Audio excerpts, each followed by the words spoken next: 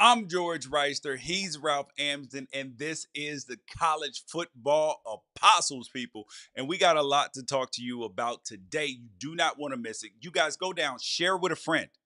Go share, hit the like, subscribe, everything button at this point in time. You do not want to miss the show on Thursdays or the rest of the content here on the channel. So there are some updates to NIL. So people are getting real creative. And you know what? When you get real creative, you start bumping into laws and legislation and everything else. So there are some great NIL ideas that have been poo-pooed by the states, and we got to talk about those. And Georgia's vulnerable right now. We got to talk about that. And John Gruden and Urban Meyer, what do they have in common in terms of coaching college football right now? I don't know if you want them in your university, but maybe you do if you're desperate. What would you pay $750,000 to never have to do again? Legitimate question.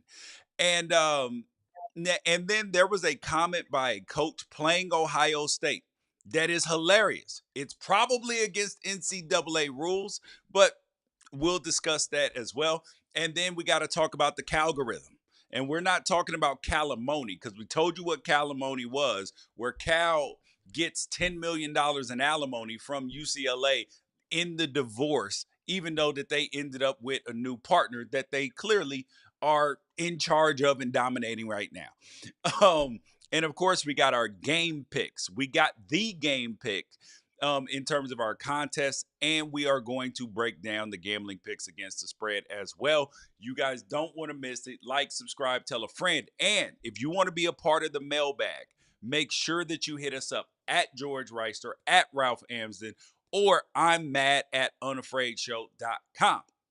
Oh, and Quinn Ewers and Arch Manning.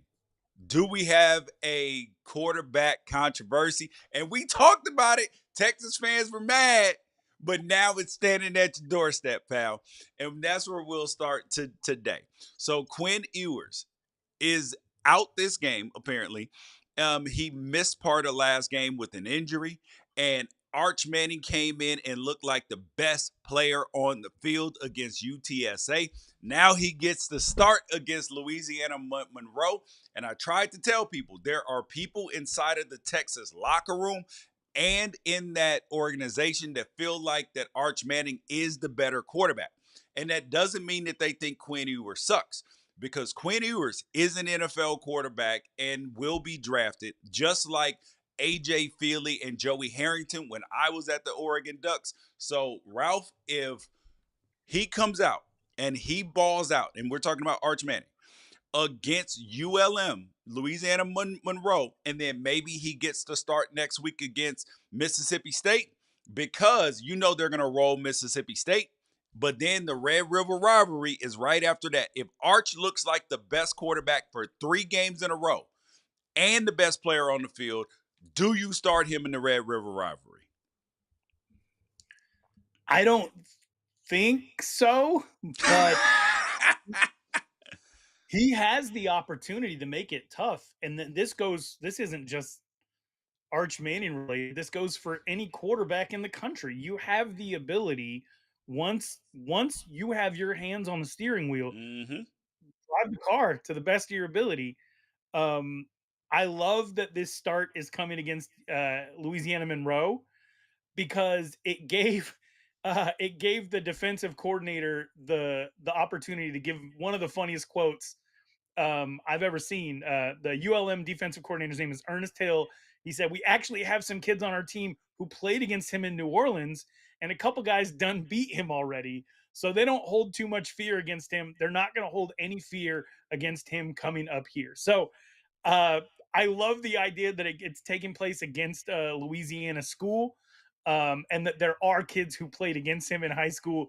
And the DC's like, "Hey, he's not Superman. We got guys that already beat him." So I think that that's fantastic. But he does have his hands on the steering wheel right now. He has an opportunity. We'll see if he seizes it. But I don't. I'm not a big lose your spot to injury guy. If there was nothing for him to that there weren't holes in his game, Yeah. really. And he is kind of a big game player. So I feel like you have to go back if he's healthy. But if he's borderline, do you tell that team doctor, like, hey, maybe you recommend that he needs a little bit more rest? Hey, and if that happens, you know what's gonna happen after that because Quinn is going to be fighting to get back on the field as quickly as possible. Because he's not an idiot. He knows exactly what the hell is transpiring right now. This is not a secret. This is not some sort of like he knows that he's breathing down his neck. That is, and that in no way is a disparagement. And we have seen this happen multiple times. I told you I saw it happen when I was at Oregon with AJ Feely and Joey Harrington. AJ Feely was our starter. He got hurt. Joey came in. Sorry. And then AJ Feely still gets drafted in the fourth round, has a long NFL career. We saw it happen with Caleb Williams and Spencer Rattler at Oklahoma. Spencer Rattler is in the NFL right now and actually looking like, okay, maybe we might have something there. And there's been countless other times that we've seen it happen. And it's not necessarily that a kid's bad or something. It's just, these are the breaks sometimes. Tom Brady was on both sides of it. Yep. He got Yeah, reps exactly. taken from When him when when by he Drew was at Henson, and then Michigan, he did it to Drew Henson. Oh, Drew Henson's the hot shot coming in, and he's our guy. And they've tried to manufacture ways to get Drew Henson on the field. And then when Tom was in the NFL, he did it to Drew Bledsoe. Oh, when he saw the guy ahead of him was named Drew, he was like, no, Wally no more Pipp, Drew. Wally Yeah. Pipp, the boogeyman showed up. And just so you guys know, and let me tell you a story in case you don't know who Wally Pipp is. So Wally Pipp is the boogeyman. He is the kukui. He is Candyman. Say his name 3 times and he'll show up. That's who he is. And college coaches and NFL coaches tell this story to it's the bedtime scary story for players. Because if you get hurt, they'll say, hey, man, you can't make the club in the tub. And then next thing, do you know who Wally Pipp is? And everybody responds, no, I don't know who Wally Pipp is. See, exactly. Have you heard of Lou Gehrig? Yes, of course. Great baseball player, first baseman for the Yankees. All right, so Wally Pipp was the starting first baseman, and then he either got hurt or took a couple days off, and then Lou Gehrig came in, and guess who never went back in the game? So that's how they try to scare everybody. So it's the Wally Pipp story, and yeah, it has had a big enough impact that I tell my kids about Wally Pipp. Over a headache. That was over a headache, man. That's tough. Hey That's man, you got to tough. play with Wally your Pipp troubles. sat because of a You headache. got to play with your troubles. And that's why players are willing to play with broken spleens and everything. No, no, no, buddy. Concussions, everything. Because you can't get on that field. You can't get that spot up, especially if you're the quarterback, because there's only one of them on the field. If you're a wide receiver and you get hurt, there's 3 of them playing at a time. Like it's hard to fully lose your standing. But if you are the court, there's only one. If you're a lineman and you're one of the 5 best linemen, and then somebody comes in and they're the best center for some reason because you got hurt, you might be still the best guard. So you might still play, or the best tackle or whatever. They will find a spot for you. There's only one quarterback. All right. The next thing up, NIL is getting very interesting. So the University of Tennessee, their athletic director, he sent out a video.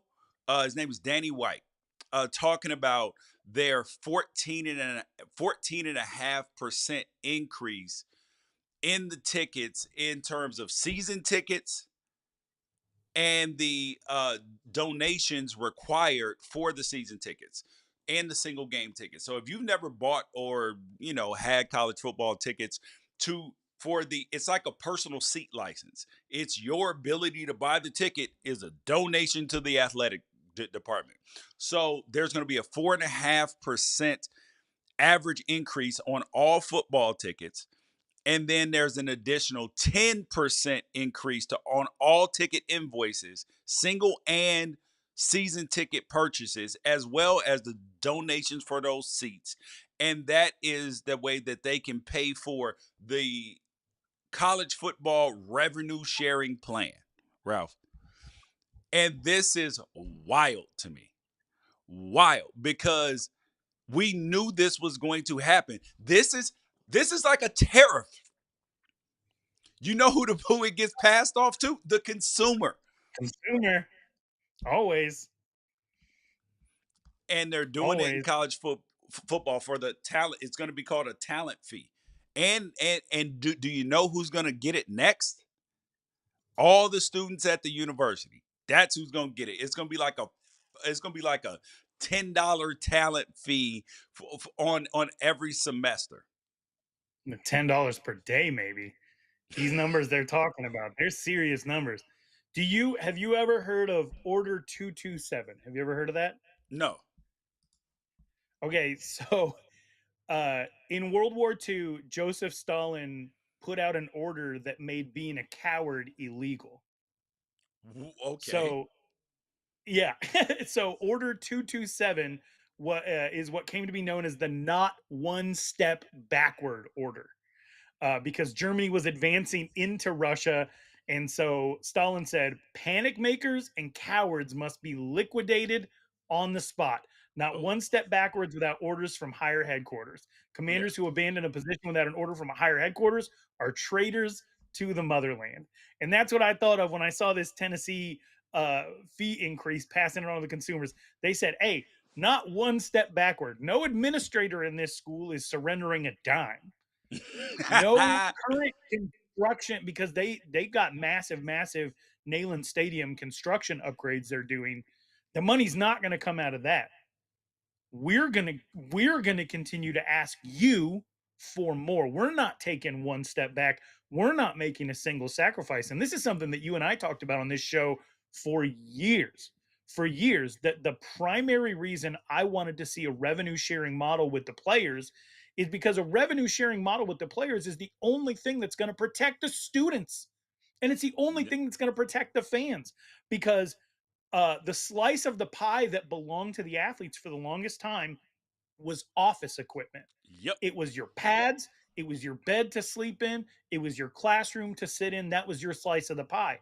And then when we went in 1997, when Steve Spurrier became the only coach making $1 million, and then by 2017, 1 million was the standard for like coordinators Yep. at major schools. The slice of the pie for the athletes was still their The office same thing. equipment. Yep. You could have increased the pie proportionally and solved all of these problems over time. But here's the deal: nobody's going to give up their piece of pizza. Nobody's going to give up their piece of pie to make sure that the athletes can eat. So they're going to pass that on to the consumer. And it is disappointing and insane, but this is the perfect illustration of what we've been talking about. Until athletes can share in the revenue that they generate, that revenue is going to have to come from Cletus in the stands Yep. at Nayland. He's going to have to make a decision. Do I take food out of my kids' mouths to make sure that we keep getting 5 stars? Yep. That's the decision that they're passing on to you. And it's so unnecessary to even be in this position. Yep. But the NCAA was more than willing to spend what it costs to make a million pies on making sure that they didn't have to share. That they didn't Yep. have to share. And Well, that's crazy and to it's me. So created congratulations, a Tennessee fans. You pay for this now. it's created a ridiculous like model of money, right? So there's already the ridiculousness of the athletic department and the school being two separate entities. Obviously, Arizona State operates differently, and there are other schools that do as well, which probably makes a lot more sense than being like our athletic department's in debt to like the regular school.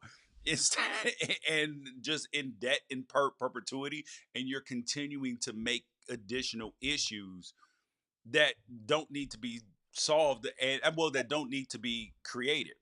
So, and then you got Arkansas. So we talked about the Tennessee thing. Now you got Arkansas, and their athletic director says that they need 12 million more per year in NIL donations to be competitive. I believe this is totally wrong, totally false. And the reason why is because, like, yes, there are like Georgia's NIL, they're paying out about $9 million. Wait, either 9 or 13, I forget which one. But yeah, about $9 million because they are averaging their payrolls about $800,000 to $900,000 a month, right? So, and then you have Ohio State, who is gone significantly higher because they are all in on a championship for this particular season. I believe that the market is going to correct itself. And the reason why the market is going to correct itself is because of exactly what happened with NIL in high school to begin with. So you guys remember when NIL was first allowed in high school, you had one huge deal be announced with Nico Amalava that was supposedly $8 million. We don't know what the true details of it are, but that was announced, right? And then there was the Jaden Rashada deal. Then there have been other deals that have sounded, outrageous and disproportionate.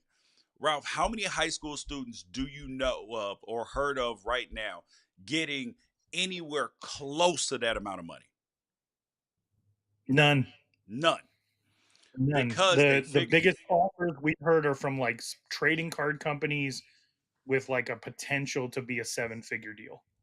yes, yep. And I do know of guys that are getting high hundreds of thousands up to $1 million, but that's it. Like that, this ain't the, and the reason why is because you have teams like Florida State who were built through the transfer portal a lot, and it's not working out. So when the money's not being well spent, people are like, whoa, whoa, whoa. No, no, no. We're going to have to come down to like a reasonable amount or some sort of tiered system. Let's look at the University of Georgia. The way that they have done things is a tiered system. Makes a whole bunch of sense. There's a maximum amount that they are going to give to high school players.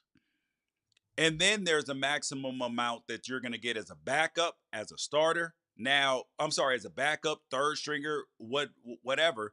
But then when you become that man, now you have the opportunity to make a lot more. And that's actually, it just makes a lot more sense to do it like that. And yes, there are going to be some schools that throw a bag at a player because they're like, "Oh, we we we got to change our recruiting and all of that stuff." And yes, you're probably going to have to overpay at first. But once you become a more established team, you don't, and you're sending guys to the NFL, you're going to have to do that a lot less. So I do believe that there's going to be a big market correction. But I do love the creativity of Arkansas though, because the Arkansas casinos are trying to figure out a way to fund NIL for the state colleges with online 50-50 raffles. I love this because I go to the Dodger game every single time, Ralph, I'm playing the 50-50. I have not won a nickel out of it, but they get like $100 out of me every single time just off the off chance that I win. And by the time the raffle's done, at the end of the game, it's like anywhere in between $50 and $100,000, depending on the day of the week of the game is on, whether a weekday versus a weekend game. And if you have these online 50-50 raffles and you have thousands, tens of thousands of people in the state, or 100,000, 200,000 people in the state doing it for like $2 each, $5 each, a couple times a week, that's just playing a lotto. They're doing that already. So now Right. if you can give that to NIL, I think that that's a way that you can help the state schools out, and I love it. Yes, but again, it's still outside funding instead of revenue sharing, and so Yes. the creativity is very cool, but we're putting people in a situation to have to be creative because the NCAA didn't allow for logic. And Yeah. that part of it drives me nuts. But when you brought up like the high school athletes, it's really only 5 or 6, 7 players per year that are getting life-changing money before they Yes. ever step foot on a college campus. And the fascinating thing about that is so now you just had like the Rivals 100 drop for the class of 2027. We're creating situations where there's such a opportunity for financial gain for somebody to be named one of the top prospects 2.5 years before they ever set foot on a college campus, that you know that there's going to be dads out here saying like, hey, it's worth $100,000 investment for me to hit up one of these guys that's in charge of rankings that could turn Damn. around and be 750,000 in my kid's pocket. So we have created so many opportunities for grift, for things that are not above board, for creativity, and anytime there's money, nefarious people are going to come around. These Yeah. Oh, for sure. agents, some good, some bad, and all we had to do was to have somebody with some foresight in charge of the NCAA. Instead, the NCAA hid behind Mark Emmert being an idiot forever, and they even re-elected him because Yes. he was willing to take all those arrows for a $1.5 million a year paycheck or whatever. So even he's in on it for the paycheck, and that all of this is psychotic when all we had to do from the very beginning is say the athletes help generate the revenue. They should get a slice of this. And as our revenue grows, so should the revenue for the athletes. Yep. That was all they had to do. And instead, we're getting all these crazy solutions from every different state, and every state is different. And states could change on a dime. You Yep. could have a governor come in and be like, "No, I don't like this," while your kid's in college, revoke it, and then break up an entire football team. Yep. Well, Because what if you have a head coach? What if you have a head coach that's like MAGA, MAGA, and then you're in a purple state where you get a governor who's like, no, and anybody who advocated for that, mm, I'm punishing you now. mm, yep. No bueno, buddy. So, speaking of governors, though, Georgia Governor Brian Kemp signed an executive order on September 17th allowing schools in the state to directly compensate their athletes for name, image, and likeness. And the executive order, effective immediately, shields Georgia schools from any punitive actions by the NCAA or athletic conferences. So you know that we're gonna have this in every state now. And first of all, I appreciate Governor Kemp for this because that this is a reelection move because it just means more down there. And if he can make sure that Georgia football has a leg up, now he can be like, hey, baby, I'm doing everything for you, the people, the things that you care about the most in this Bible Belt, God and football. If I take care of God and football to make sure you guys are good, then you know what it is. I'm a Republican and Trump hates me. Yeah. Hey, he's gaining a track record of protecting his citizens from the feds, that's for sure. Yep. But I just I don't know. I'm curious to see if anybody would challenge it on its constitutionality, to say that like an organizing body has no power over us. It reminds me of Michael Scott standing up in the office and saying, "I declare bankruptcy." Like I'm not 100% sure that's how this works, but I mean, I wouldn't mind it. I'm sure Tennessee's governor, I'm sure Arizona's governor, I'm sure they've heard from some university presidents and athletic directors saying like, "Hey, you see what Brian Kemp did? You think you Oh, could oh, just oh, oh, and shield us remember, from NCAA accountability?" and I just want to use this as another opportunity to point out to people who were screaming, keep politics out of sports. Politics are always in sports. That's how we got NIL. That's how we get Tom Brady suing the NFL. That's how we get free agency. That's how we've got all of these things. Is the Mitchell report. You know, the Balco story, and because politics are involved in sports. Politics is involved in the Olympics over a bronze medal for Jordan Childs right now. Politics and the government are always involved in sports. But anyways, though, Yeah, uh, if people would just translate what they're trying to say so that it would sound like what they're actually saying. Keep rule makers out of the rule book. That's mm, what they're saying. They're like, keep the government out of. Now, I get people are inundated with politics and they don't want to hear about it in their daily lives any more than they have to. But who are you going begging for change when you need it? Citizens? It's always like the government has to be involved when it's rules, when it's regulations, whether it's scaling the rules back or enhancing the rules, it's always going to be about politics. yep, I understand people saying keep partisanship out of, and I mean I'll be right there with you screaming that as well. Like we don't need partisanship, we need governance, we need leadership, we need common sense. But yeah, the stick to sports. Like yeah. I would if I could. I would if I Every could, sport fam. has a governing body, and you talked about this in your video about wonderful video about North Carolina and how they got involved in NIL because they wanted to keep men out of women's sports, and what they ended up doing was barring public school kids from Yes, accessing NIL money, yeah, and you and that guys like make sure you guys check that out on the Unafraid show because it is an unbelievable situation. Unbelievable. All right. Speaking of unbelievable, John Gruden and Urban Meyer, their names are being floated about in the world of college football because Urban Meyer's name has been floated about when we fire Billy Napier, will you come be the interim head coach?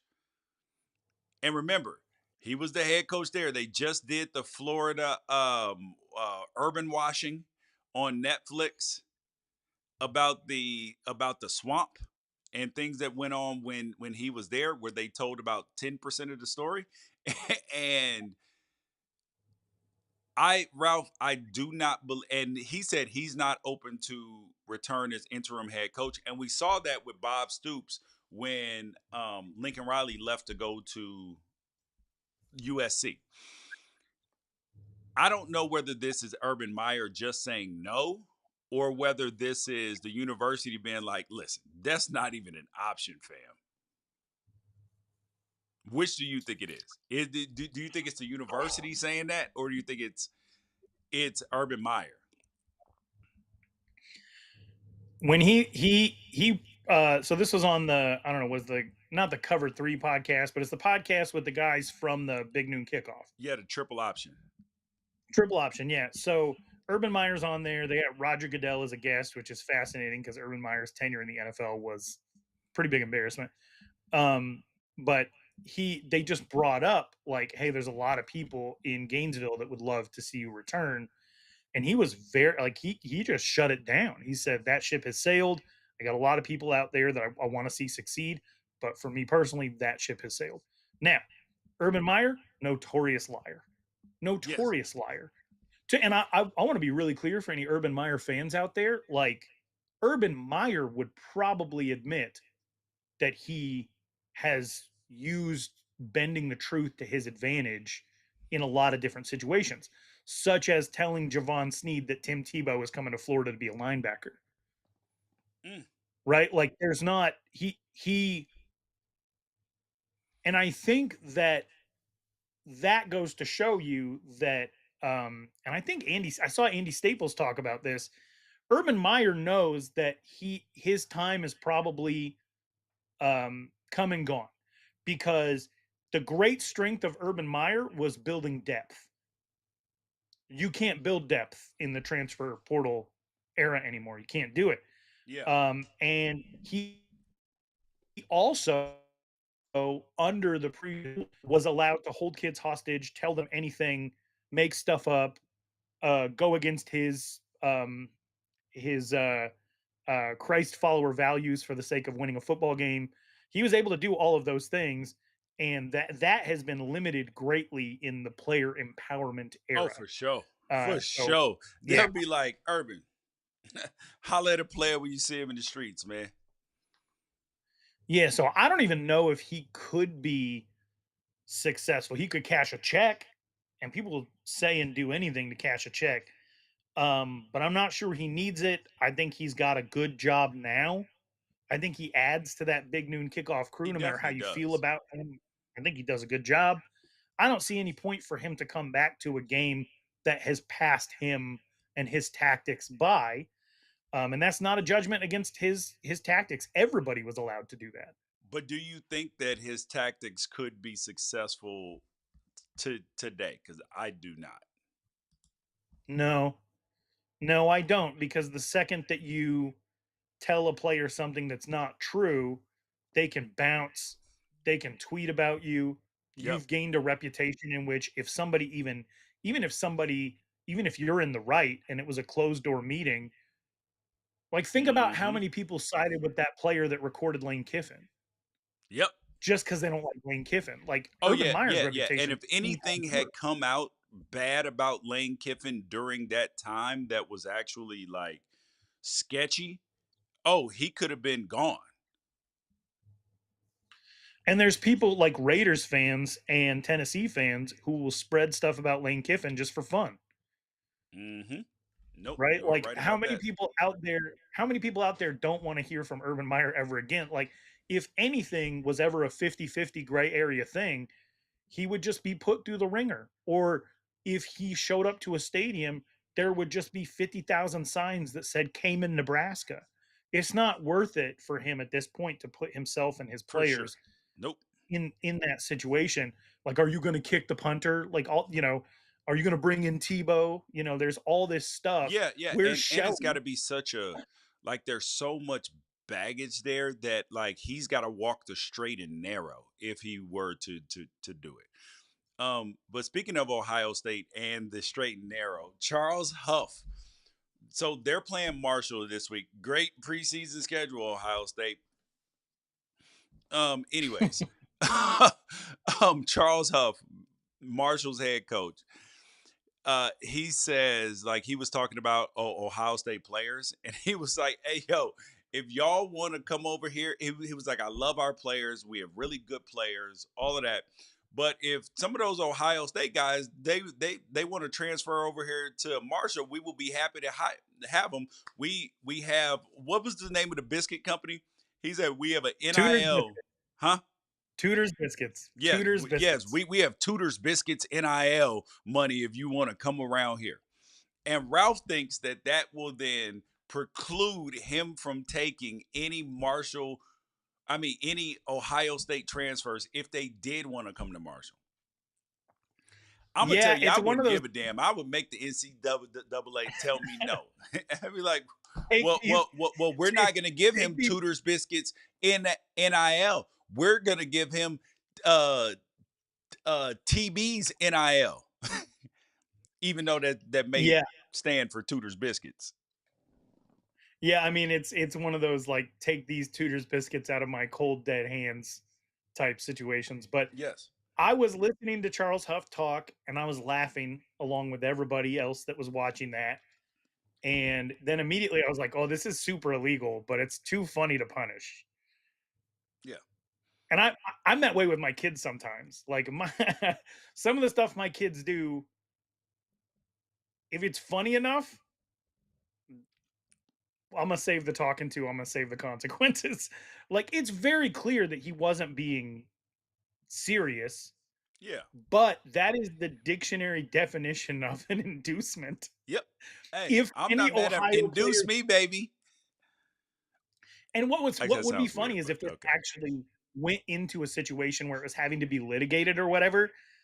Like I can imagine Charles Huff being like, "Do you really think I'm going to feed my fastest players unlimited biscuits?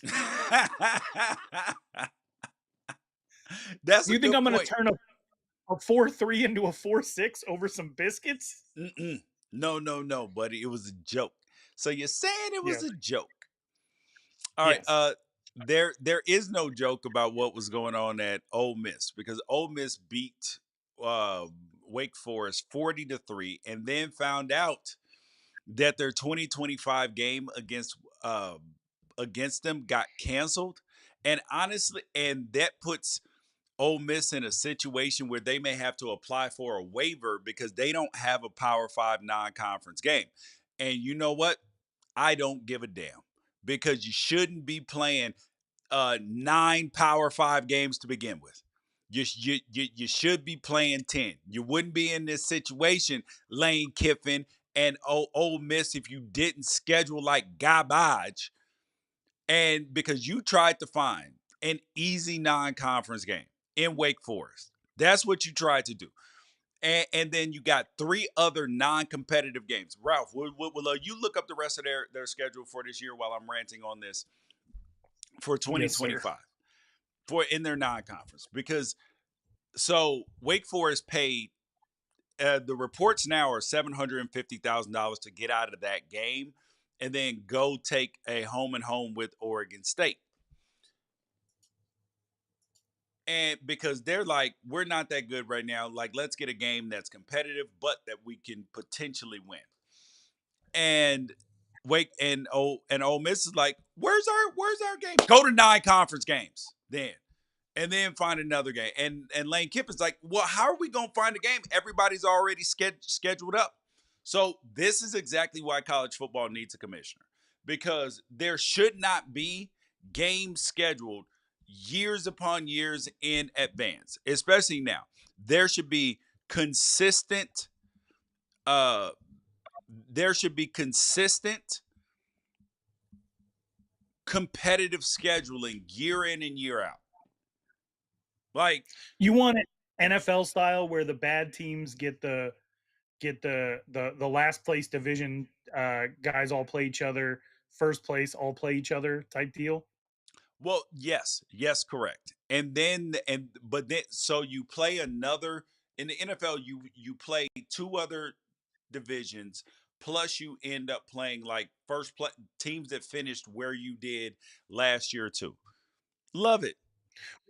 You know how we know as college football fans that this can be done on 2-3 weeks notice, Because they did it during COVID. and they've had bowl games for years, and that's exactly what a bowl game is. It's a prearranged slotting of the ACC versus the Pac-12 and the Sun Bowl, or the Big Ten versus the Pac-12 and the Rose Bowl. Like, this already has existed. That if you're in this slot, then that determines your game for your bowl. Why And you can not do a big determine your game schedule for the following announcement. year? You can do a big scheduling announcement that gives people still months to plan their travel. Yeah. So, And it would be a topic of conversation all year long, yep. because you would be tracking other college football teams to find out who you're going to be playing next year. And that would be, I mean, I don't know, that would be a lot of fun. You could rotate it. I know the conferences are shifting, but you could rotate it conference by conference on which year's home, which year's Yep. away, stuff like that. But so I did look it up for you. Here we go.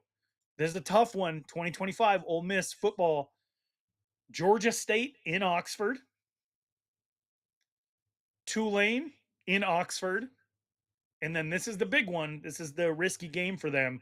The Citadel in Oxford. And then they had Wake Forest too. I hope fans do not show up. I do. That's the only way to shut this down. And I do believe in giving the little guy games that way, giving them buy games so they can make money. But as a college football fan, we want to see more competitive games. Like, I want to see Citadel versus a competitive team, because we can. It doesn't have to be the highest tier of games. It's just got to be competitive. Like, we have to figure out how to stop these as many non-competitive games, because it makes no sense that this schedule this weekend is one of the lighter ones in college football. But then we have October 12th, where we have like the best weekend in college football history in terms of anticipation. Why should that all be on one weekend? How do we not have consistently good games? So if the ACC, all the ACC teams and all the SEC teams, all were forced to play 9 conference games, and then you didn't let Ohio State schedule like they've scheduled this year, and Michigan like they scheduled last year in the non-conference, you would have a much better product week in and week out. Yes, people would take more losses, but you have expanded the playoff. I I hate this with all the power, Ralph, with the power of 1,000 suns.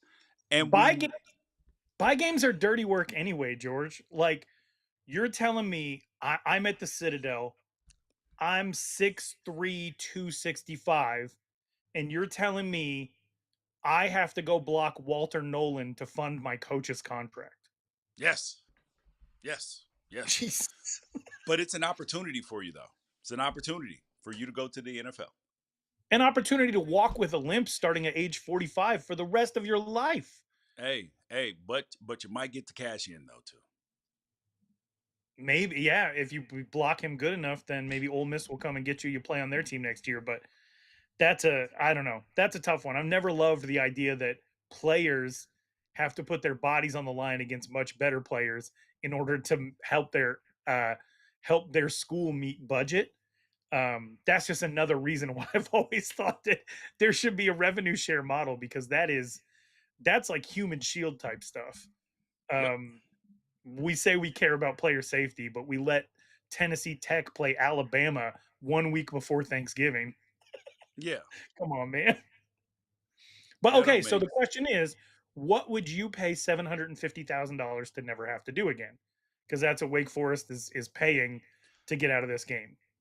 I would pay $750,000 to never have to go in the airport again, and just have a teleporter.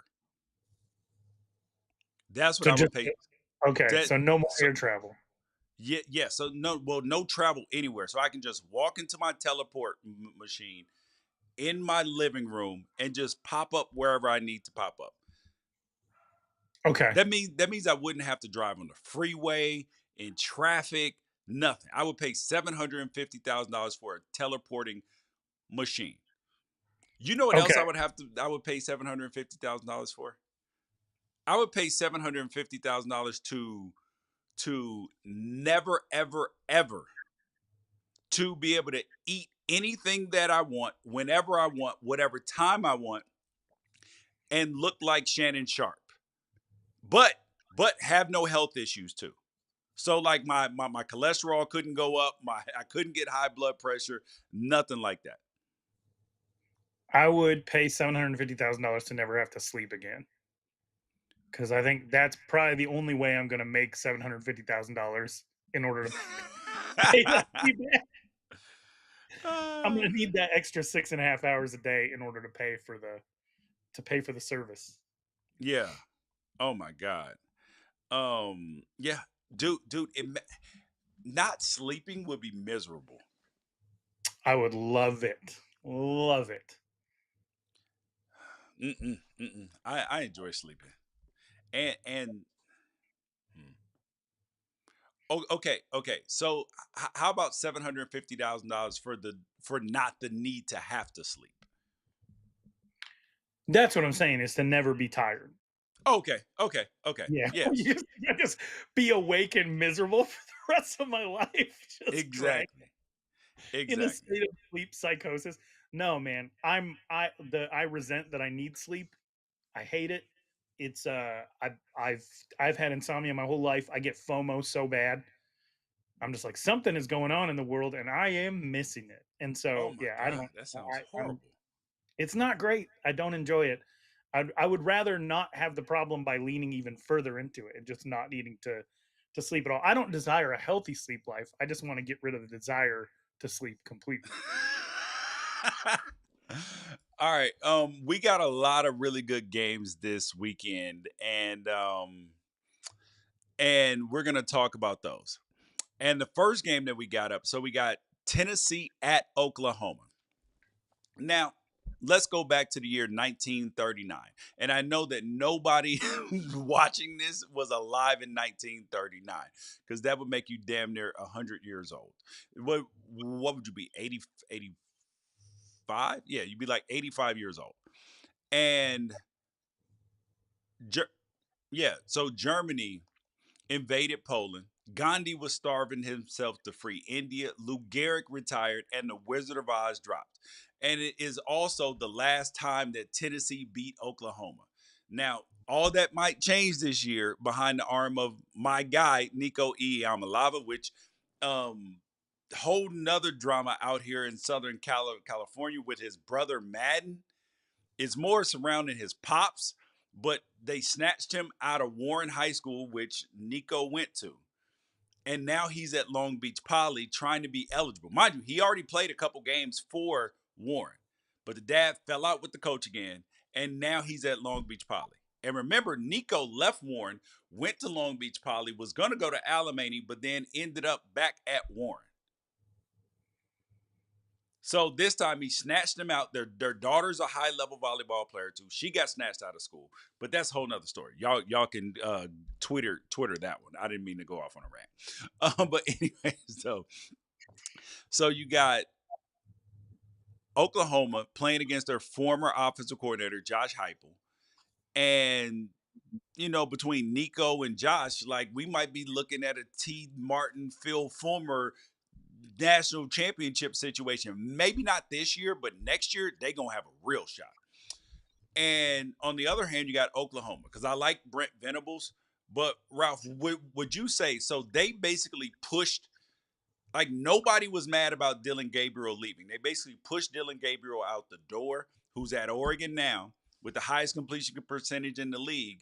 And now you got Jackson Arnold at quarterback. And granted, there's a difference between a fifth-year senior at that point in time and a freshman, essentially first-year starter at Oklahoma.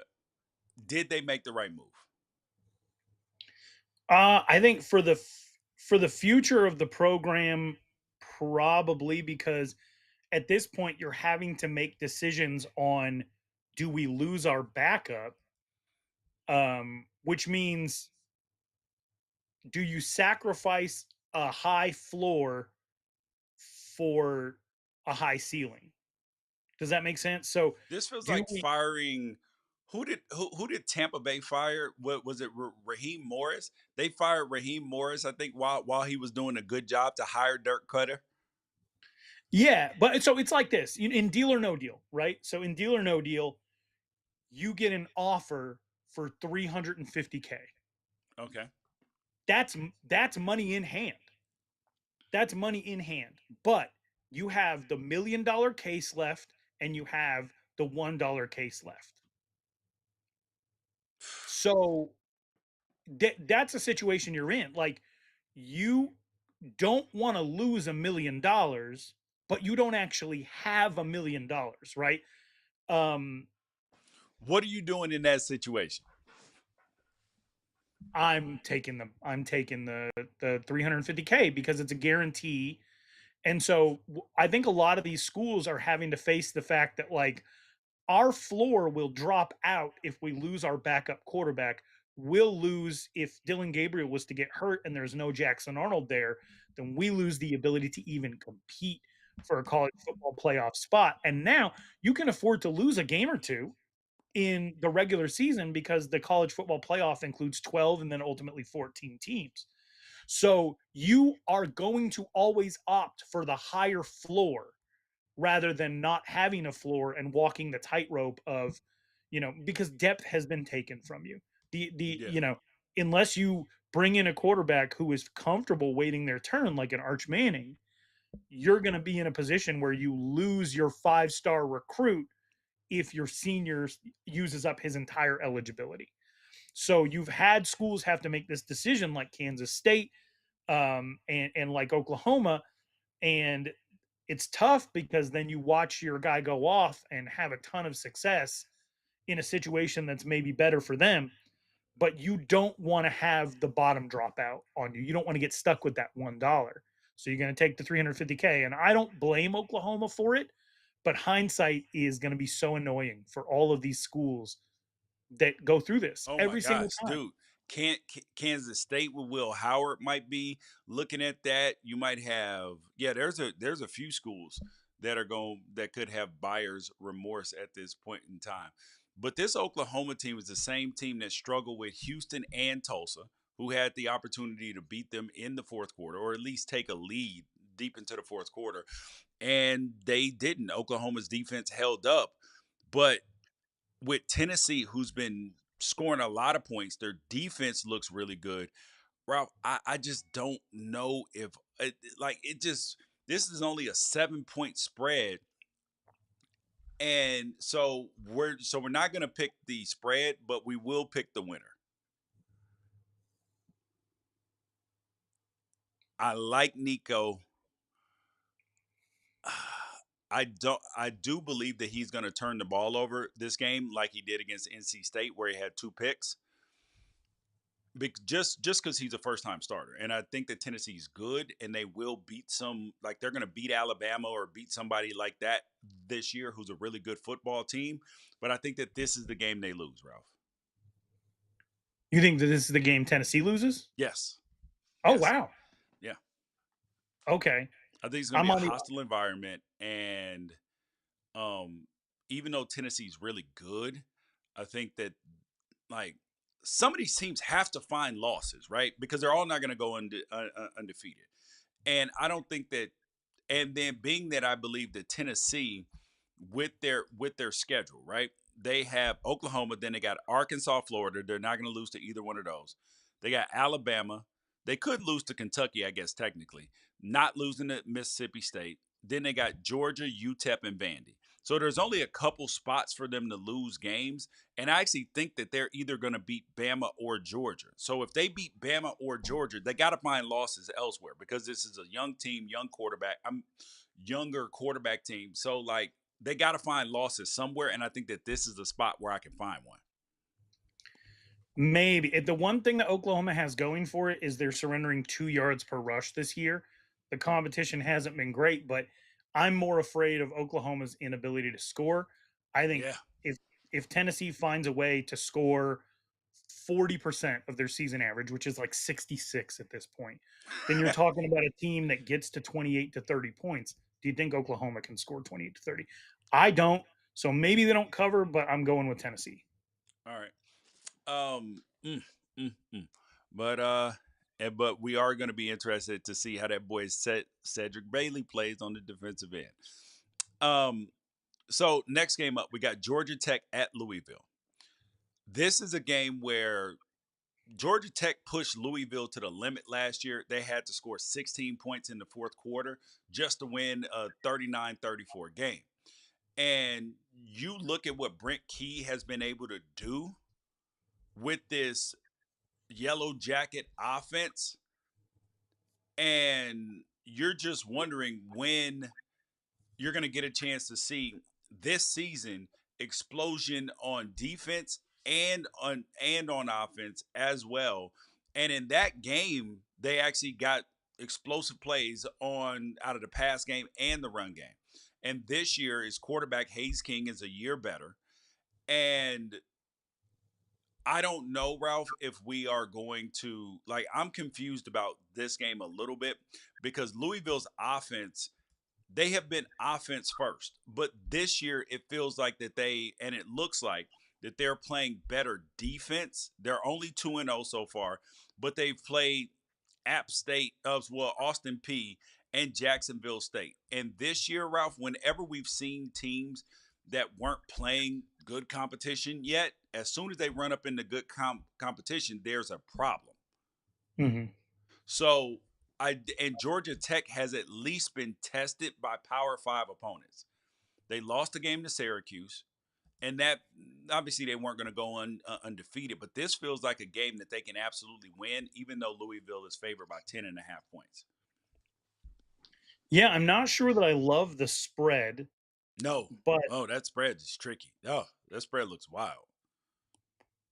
I also think for the second year in a row, and I don't know who is in charge of roster building at Louisville. I don't know how involved Brom is in it, but they are finding guys who aren't necessarily stars where they're at and fitting them into a system where they play like stars. And Louisville's got a couple of defenders who were role players that they're going to be all conference. They're going to be all Yeah, ACC. like Tramel Logan. Yeah, he did. What did he do at USA? I don't think he ever had a season where he was dominant.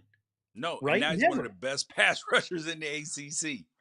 Yeah, and so they did that with Jawar Jordan. They did it with Jack Plummer. Tyler Shuck looks like he's coming into his own. So the way they build this team is impressive to me, and I think it's at home. And they are a very different team at home than they are on the road. The problem is they got like 5 straight ACC games that were one-score games. So 10.5 is a lot. Makes me want to go with Georgia Tech. Yeah, that now I feel like I want to believe that this is a special season for Georgia Tech. I do. And I think that they're battle tested enough, and they've already beaten Florida State, which doesn't look like that great of a win now. But I do think that they're going to that even though that they can't win the ACC, that they're going to make sure other people don't win the ACC. That's a great point. and, and so Louisville's going to be able to stand a loss and go out and beat Miami too. So I think that we're looking at a situation where Georgia Tech wins this football game, Ralph. I Oh do. wow, wins outright. Wow. Okay. Yeah. Yeah. Yeah. I'm not going to go with you that far, but I will take the points in the Yellow Yeah. Jackets. So which quarterback do you think is going to be better in this game? Tyler Shuck or and I'm so proud of myself for consistently pronouncing this kid's name right. Or Haynes King over at Georgia Tech. Georgia Tech has had a kind of a weird thing where they have not generated a turnover yet, and you pointed it out as being one of the main reasons why they were going to struggle against Syracuse, and you ended up being very right about that. I think we're going to run into that same situation. I do think both quarterbacks could hit 300 yards, though. Yeah. Yeah. And I want both of these quarterbacks to be able to have success. And I have an affinity for and rooting for Tyler Shuck heavily. And because he's been through so much adversity. And when guys bounce back from a lot of adversity, I always want them to have success. Like he's been injured way too many times at this point. I just And can't this is believe his how last many hurrah. coaches have asked him to go run the ball. When you look at Tyler Shuck, are you like, man, I would love to see that quarterback run the ball? Hey, and he was timid to run when he first got to Oregon, and now he is not. Which is crazy because he done broke every bone in his body trying to do it. Yep. But I mean, he's toughened up for sure. Yep. Next game up, Utah at Oklahoma State. And I know that I've talked a lot about Utah going into the Big 12 and dominating the Big 12. Duh. It feels pretty obvious that that's what's going to happen. And I know that there's nothing that the Big 12 fans hate more than the idea that an outsider that didn't even want to be there in the first place, because Utah didn't, is going to come in and just dominate the conference. So they are rooting on Utah's downfall. But here's the truth, like Utah, as good as they've been, they haven't exactly been a great road team, not historically and definitely not last year. Because 20 of the 23 losses for Utah since 2018 have come away from Salt Lake City and Rice-Eccles Stadium, which is, if you guys get a chance to go see uh, either their game against BYU or against another name brand opponent in Rice-Eccles, absolutely do it. I know you probably don't think that it's that big of a deal. It is one of the best college football environments in the country. And and if they get a 7 to 10 point lead and they get a chance to just ground and pound, this is like, I don't know if anybody got a chance to see the O'Malley fight this last weekend in the UFC, where Volkachev, however you say his name. I mean, he just laid on top of him and he just made it ugly. He Daniel Cormier'd the fight, just laid on him, wrestled him, hugged him, grabbed him, put him in backpacks, put him in holds, took him down. Like there was no real like beating. It was just a dominating, just frustrating matchup. And that's what Utah does to you. And especially with their 38-and-a-half-year-old quarterback, Cam Rising, on his 16th year of college football. He is allegedly going to be healthy for the game. And Isaac Wilson did not do poorly in this game. But against Oklahoma State, I do believe to win, they're going to need Cam Rising. They got a mature offense. That's for sure. The Micah Bernard been contributing for that team for 6 seasons. Brent Keithy's not young. They, and Yep. it's nice that Oklahoma State has Alan Bowman on the other side. And I think Alan Bowman had the best tweet of the college football season with his backpack on before the year, like, can't wait to start 19th grade. It's such an anomaly that I think we're probably 2 years away from it being gone completely. But these, quarterbacks that can rent cars, it's a unique phenomenon. Here's the deal: you were right. Utah is a very different team on the road than they are at home. The thing that it took Utah forever to overcome in the Pac-12 was winning in LA. That was like, hey, Yeah. are we ever going to take Utah seriously because they can't win in SoCal? And Once they then they were figured that like, out, USC, 4 in a mhm, row. 4 in a row, 3 of them on Lincoln Riley, and 1 of them without Cam Rising. So, I think that Oklahoma State is not USC. They're not soft. They are resilient. Alan Bowman, he's got a bunch of 300-yard passing games in the last 12 months, but he throws a lot of interceptions. You cannot do that against Utah. But I'm going to go against every instinct that I have that Utah was just going to come in and wreck this conference, and I'm going to take Oklahoma State minus 2.5. What a loser. We found us a sucker board every day. Ollie Gordon is averaging less than 3 yards a carry, brother. And I don't think that that's going to get a whole lot better against Utah. Give me the Utes. Wait, no, they're there. That's Miami. All right. Something that we did not expect. So, Ralph, there has been a lot of Dylan Raiola hype, and they're playing Illinois this week. So Illinois at Nebraska. Dylan Raiola is like him and Damon are friends. They text and stuff. So I am going to say this with all the love possible because I know his dad. And I say this with all the love and everything. The Patrick Mahomes cosplay is getting creepy. Like him doing every single move that Patrick Mahomes does in the way that he does it, it's getting a little creepy. Like it's giving cringe, as the kids would say. Now, is that a great person to be your role model and emulate after? Yes. But you know what it feels like? It feels like the movie Cool Runnings. Do you remember when they were trying to get everything together and then they were like, um, the Swiss do it like this. The Swiss do it like this. And then finally, Senka had to tell him, yo, we can't be the Swiss. We got to be the best Jamaicans that we can. And that's what Dylan Raiola has to be because there are lessons that you can learn from the Swiss. There are lessons that you can learn that where the organization, the timing, the attention to detail when you're learning something new, how to quarterback at the college level. But you got to lean into you because the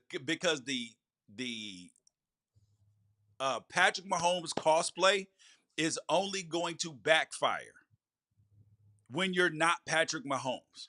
And it doesn't mean that won't be a great quarterback, but now he's consistently going to be compared to Patrick Mahomes, which obviously is giving him a lot more star power and a lot more credit at this point in time than probably he has earned. But the reality is there's only like you got to be you. And he's not being him right now. He's being Patrick Mahomes light. And when there is adversity run into, which every young quarterback does at some point in time, then they're going to be hypercritical of you too.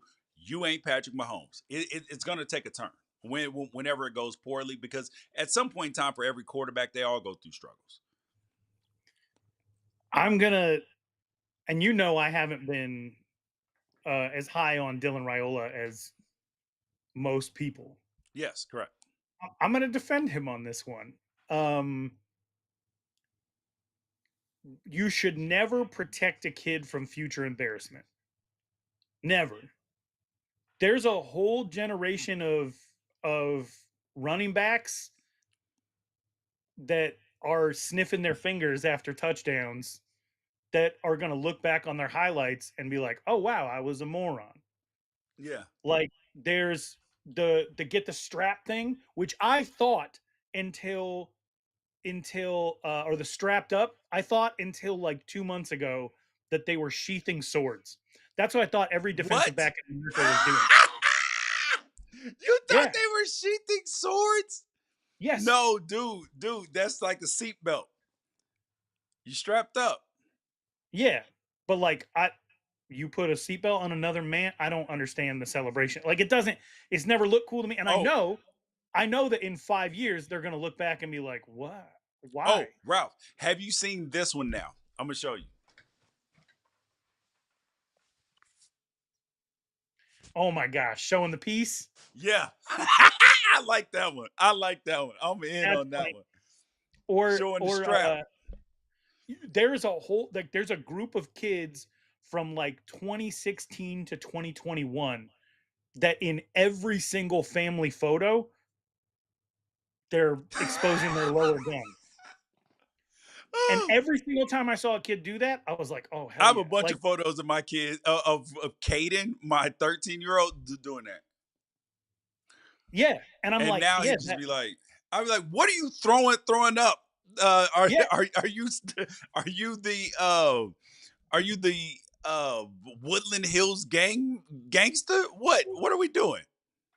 hey, there's nothing better than being able to put all those photos in a slideshow and then make a kid feel bad about himself on his wedding night. Oh yes, Let I kids love it. that it happened with people with bell bottoms. It happened with people with Jinko jeans. It happened with the middle part. It happened with the high fade. Like, let these kids look. And Dylan Raiola is doing it like on a global stage right now. He's going to look back on it in 10 years in interviews. He's going to have to answer these questions. That's funny to me. But all these kids, it goes to show you the amount of influence that these athletes have. This is an extreme version of that because he's got the wraparound shades. He's got the same haircut. All these kids with If broccoli he hair. does go to the NFL, when they play each other, they're gonna be like, "Oh, what do you think?" And Pat Braxton was like, listen, it's cute. I love that somebody wants to be like me. If It's Dylan amazing. wants to go to opposing stadiums and they're calling him Timu Pat, then whatever. Like that's just T-Move Pat. Oh boy.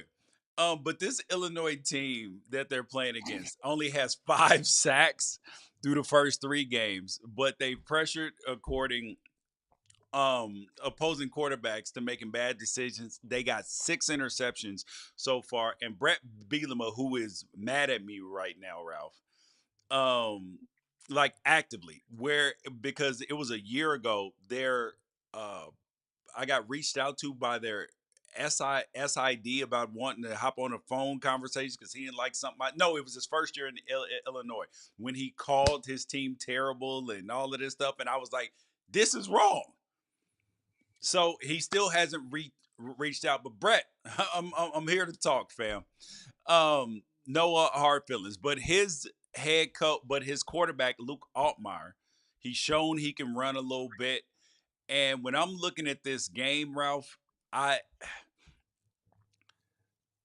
the Nebraska thing has to end at some point in time. Like, yes, they're probably going to go to have their first non-losing season in the last 7 years, but like they're off. Them being off to a 4-0 start uh feels like I need to bring in Dan Lanning and so he can give Illinois the pregame speech. Hey, amen, amen. The fairy tale's over.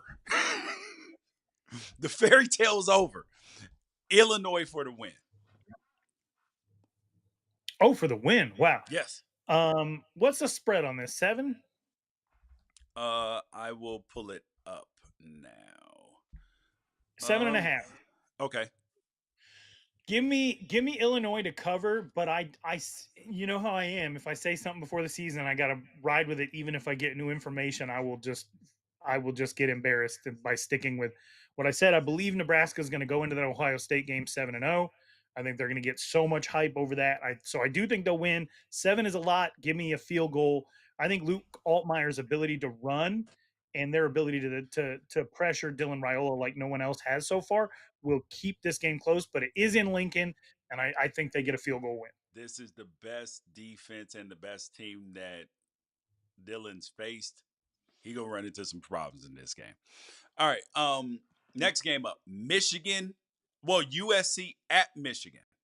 Now, USC is 6-1 in this matchup since Richard Nixon took office, and they haven't played since 2007. And Michigan's last win came in 1989.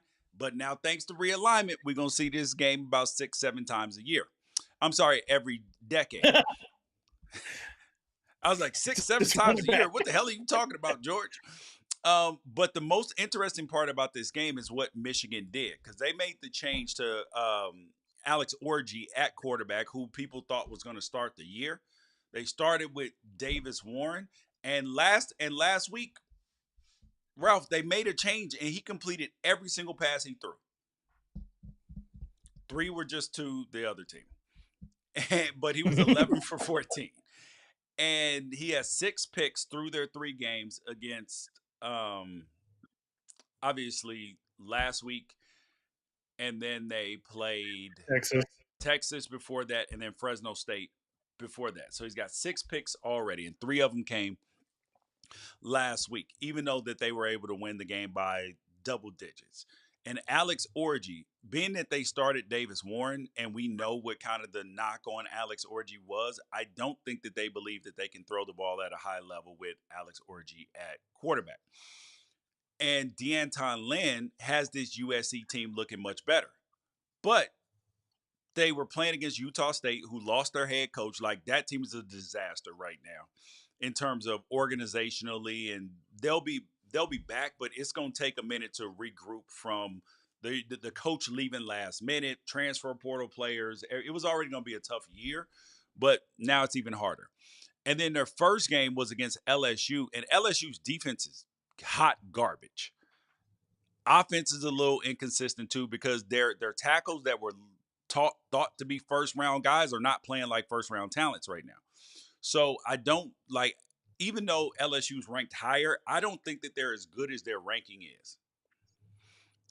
And so when it comes to USC, this team still feels very unproven, even though I have them ranked, I think, inside the top 10 or so on the Unafraid Show rankings. Hold up, I'll tell you exactly. On the Unafraid Show rankings for this week, I have them at on the Unafraid Show rankings for this week, I have USC at number 5. But that's only because of what they've earned and not necessarily where I think that this team is, because I don't rank based upon projections. When we put them into our model, it comes out that USC, they beat a pretty good team in terms of LSU, while you have guys like Ohio State, Ole Miss that haven't played anybody with a pulse. So no, you're not going to be ranked higher until you play somebody and win, because we don't know whether you are a collection of talent or whether you are a good football team. True. Yeah, I love that Michigan is in this transition period right now, going into playing USC, because it might look like that gives USC a clear advantage, but actually what it creates is a situation where Michigan has to rely on their strengths, and that is something that everyone wants to know: can USC stop a team that's bigger and more physical than them? Yeah. Everyone wants to know that, because LSU, for as big and physical as they could be, Brian Kelly wants to throw the ball 11 times a game. Yep. Michigan's not even going to have that option. They're going to be coming in like Utah last year with the pig farmer. Yep. They are going to line up and Marshawn Lynch run through a mofo's face over and over and over and over and over and over again. But this isn't a pig farmer. This is like a dragon farmer. Like, this is a big dude, in like extreme physical talent, ability to run the ball on his own. And when he pulls it on them options, he can step to the crib. Yeah. But it's not a good time to also be one dimensional if you get behind. Facts. So I think the first quarter is going to tell a pretty big story. And if Michigan can hang in that first quarter, then I think they'll keep it close the whole way. I'm actually going to take Michigan plus 5.5. I don't feel great about it, but I don't think anybody picking this game should feel very good, especially because of the amount of unknowns. Yep. I am taking Michigan for the outright win. I think Wow. that I think that people are overvaluing this USC's defense, which is much improved, right? But you don't go from being like the 120 some defense in the country to being a top 10 defense. Like you can get to the 30s or so, but that's really about it. And that means that sometimes you're going to get punched in the teeth. And this is where they are right now, where they're trying to develop the level of physicality because they have not faced the level of physicality that they are going to face against Michigan since they last played Utah. And the Well, most annoying thing, Oregon too, but Oregon was throwing the ball around as well, where Michigan is just going to line up, and if they can pin state you like they did last year, where they ran the ball 32 straight times, they will do it. yes. And the most annoying thing about Michigan's physicality that USC is going to have to face on the offensive side is that it's going to be boys from SoCal that are trying to run down Miller Moss because Yes, you're going to have because Mason Graham from Servite High School, who played with T Mac and with Bennett, the tight end, and Noah Fafita. They were all on the same high school football team. It was amazing. And then you got Cameron Brandt, Sierra Canyon product, who's out there as well. He's out there balling. So yeah, yeah, and they didn't think that they had the option to stay in Southern no, it California was never and an option. showcase their talent. Yeah. So now USC has the pressure on USC here is to be physical enough to show kids from SoCal that the option isn't go to the Big Ten because you can't stay home. It's that no, USC has become a Big Ten school and they've become an option for us. So there's a lot of pressure on USC in this game to perform and not get Miller Moss killed because that's going to affect their recruiting moving forward. Yep, 100%. But now we move on to our record and our game picks for the year. Ralph, you are the tabulator of our records. You are the fiduciary man. You are the treasurer, the tabulator. Where are we at right now? Okay, so to catch everybody up, we do 5 games against the spread every single week. These last couple of weeks, we've done 6. You went 2-3 the first week, 4-1 the second week, and then you went 2-4 last week. Um, Oregon came and got you that second one by blowing out Oregon State, so that puts you at 8-8 on the year. I went 4-1, 4-1, and then last week just fell off a cliff. Went 2-4, even disagreed with you about Oregon State. So I am sitting at 10-6. So I got a 2-game lead on you, but had a very strong start in the first 2 weeks. You had a really, really good week too. This week we're on some opposite stuff, so it might be your opportunity to catch up. Okay, so just for clarification, so we got Illinois at Nebraska -7.5. Give me the Illini. I have Illini in the spread, but you said win outright. That doesn't count for anything, Yep. but I do think Nebraska's going to win. Okay. Tennessee -7 at Oklahoma. Give me the Sooners. I think Tennessee's going to run them off the field in Norman. Damn, that would. Mm. All right. Um, NC State at Clemson -20. And on the bets of the week, I said to stay away from this game. Stay away in terms of betting, but it is on this list. Yes, so we're picking it. There's no money at stake for this. Um, I know this game's usually close, but I don't trust a first time starter.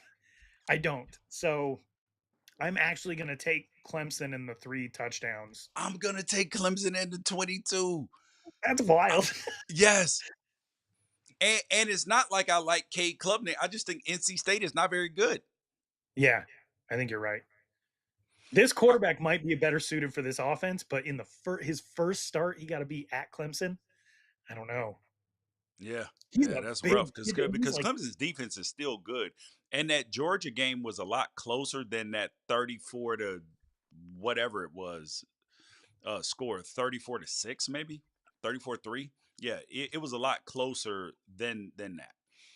All right, we got Georgia Tech at Louisville minus 10.5. Give me Georgia Tech. I called it for the win, so I'm damn sure taking 10.5. I'm using every bit of that 10.5 to say Louisville might win this game by 10, but I got to go with the Yellow Jackets. All right, we got Utah at Oklahoma State. Oklahoma State's favored by 2.5 points. I am taking the Utes. If this was a 5.5 point spread, I would still take the Utes. As long as Cam Rising plays, because Utah has been liars and he might not even play. I believe he will because all the breadcrumbs are pointing to that, but I don't trust it. I don't trust it until I see him take a snap under center. Yeah, I'll give you that caveat for sure.